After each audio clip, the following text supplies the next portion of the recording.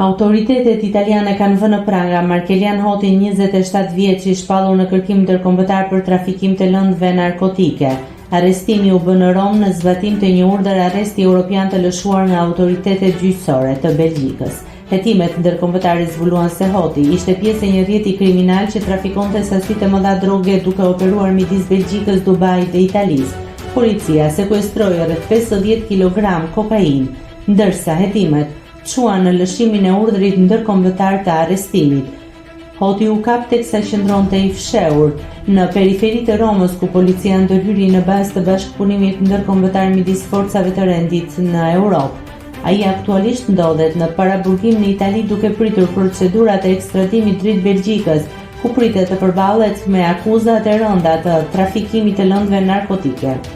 Markelian Hoti është vëllai i deputetes së Partisë Demokratike, Elda Hoti, një fakt që ka nxitur reagime të shumta në media dhe rrjetet sociale, duke rikthyer debatet mbi angazhimin e familjarëve të figurave publike në çështje penale. Autoritetet belge dhe italiane vazhdojnë bashkëpunimin për të siguruar ekstradimin dhe procesimin e Hotit në ligj.